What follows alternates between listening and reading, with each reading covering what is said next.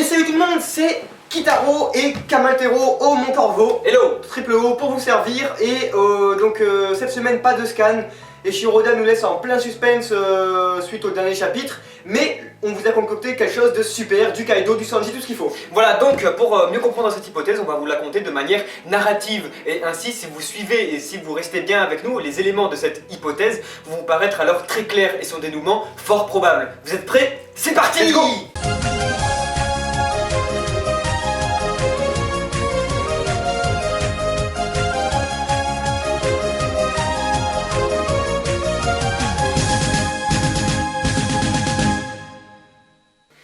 Tout commence avec César Clown, le scientifique fou et disciple de Vegapunk. Vous n'êtes pas sans savoir que ce personnage est très important dans le manga car c'est lui qui a créé les Smiles et c'est aussi lui qui se fait battre et kidnapper par l'équipage au chapeau de paille durant l'arc de Punk Hazard. On sait alors que beaucoup de personnages s'intéressent à lui. On apprend dans le chapitre 692 que Doflamingo, Big Mom, Kaido, les Rookies et bien d'autres le surveillent via un broadcast commun. C'est aussi dans ce chapitre même qu'on apprend pour la première fois le nom de Jack. Suite alors à la défaite de César Clown ce Punk Hazard, Doflamingo décide alors d'agir pour récupérer son scientifique. Et parallèlement, Kaido, l'empereur, décide lui aussi de prendre César et demande alors à Jack de récupérer le scientifique. Alors que la récupération du scientifique César Clown semble être une évidence, le regard de Kaido est en réalité porté vers un tout autre objectif.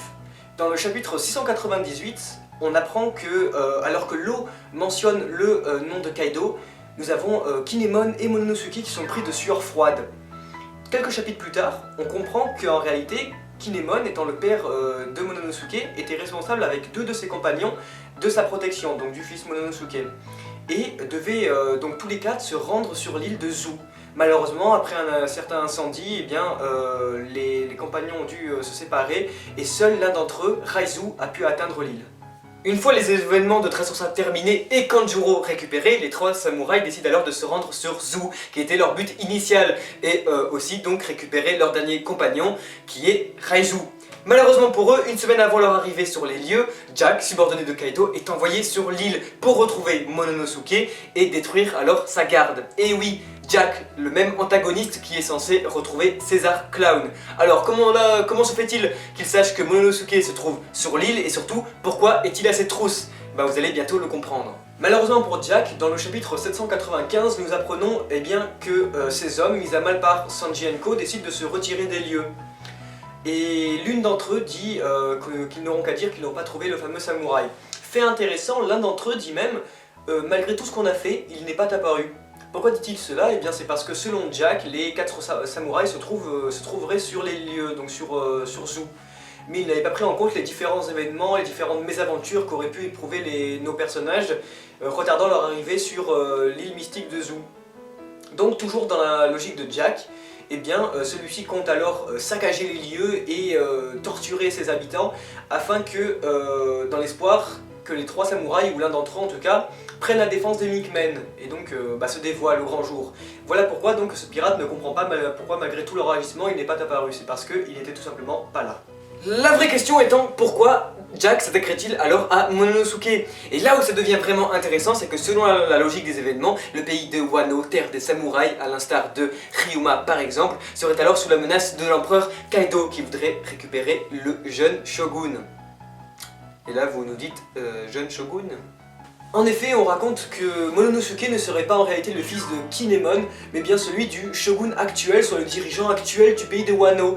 Et donc celui-ci, suite aux différentes menaces de Kaido, décide d'envoyer en exil son propre fils sous la protection de trois de ses soldats, afin de préserver la lignée royale. Donc le jeune Momonosuke représente alors le futur du pays de Wano. D'où le sacrifice de Kanjuro par exemple à Dressrosa, ou encore la ténacité sans faille de Kinemon sur l'île de Punk Hazard. En gros, donc, le pays de Wano, en proie aux menaces de Kaido qui voudrait récupérer son fruit du démon, envoie alors Momonosuke et sa garde rapprochée sur l'île de Zou, peu connue donc des habitants du monde de One Piece, pour ainsi préserver la lignée royale au cas où les choses tourneraient mal. Malheureusement donc pour eux, ce plan est aussi connu de Kaido qui envoie alors Jack sur l'île de Zou. S'ensuit alors les événements que nous avons cités en début de vidéo pour attirer les samouraïs qui sont destruction et torture pour retrouver Momonosuke. Malheureusement pour eux, ils ne tombent pas du tout sur le jeune shogun mais à la place font la rencontre de Sanji Enko. Pur hasard pour Jack, Sanji et les autres sont donc en compagnie de Caesar Clown. Et oui, Caesar Clown, il ne faut pas l'oublier, qui est le but premier de Jack.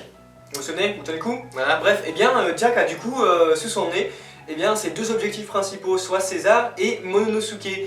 Mais heureusement pour ce dernier, souvenez-vous dans le chapitre 795, Momonosuke était sous sa forme de dragon, ce qui fait qu'il n'a donc pas pu être repéré par Jack. Aussi, César n'étant pas au courant des événements de Wano, pense que Jack, s'il est venu sur l'île, c'est uniquement pour venir le récupérer en fait, pour venir à sa rescousse.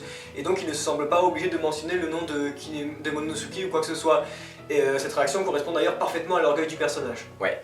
Donc, dans la suite des événements, on pourra alors imaginer que la réunion des trois samouraïs et de Momonosuke sur l'île de Zou va alors permettre aux Mugiwara d'atteindre leur prochaine étape, qui est sûrement celle du pays de Wano.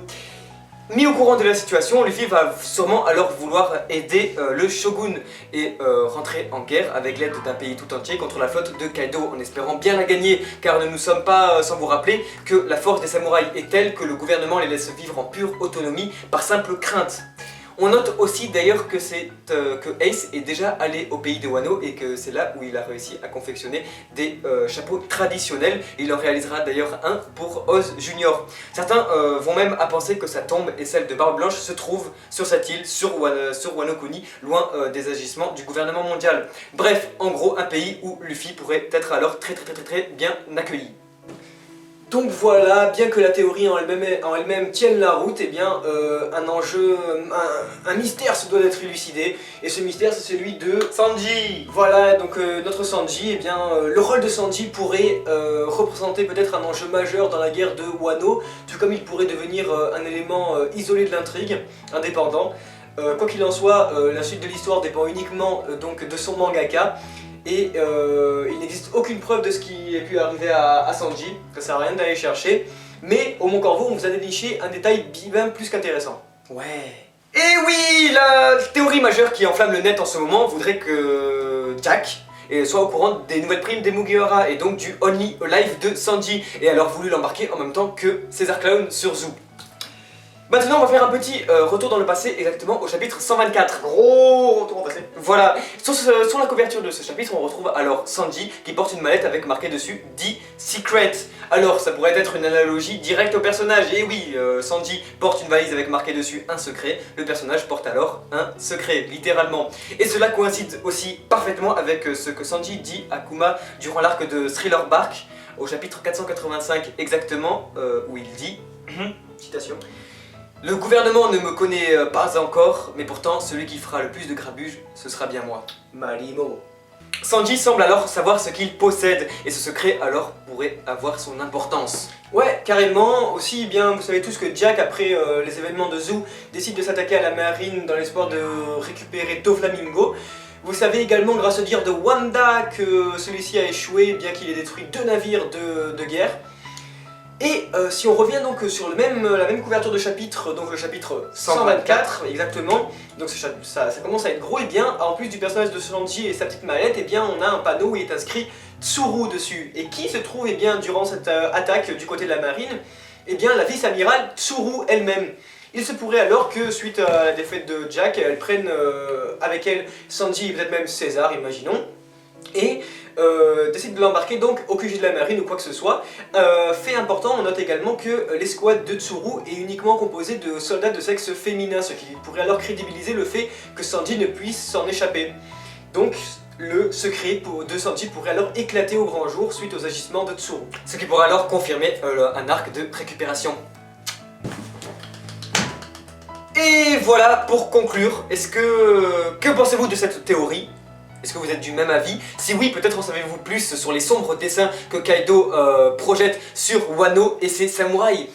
Pensez-vous que César est entre bonnes mains? Et surtout, quel est votre ressenti sur le personnage de Sanji, auquel l'intrigue semble se resserrer au fur et à mesure que l'histoire avance? Quoi qu'il en soit, vos commentaires en fait, n'auront jamais été aussi précieux, c'est vraiment le moment de partager vos impressions. Voilà tout, et donc on se retrouve eh bien pour le...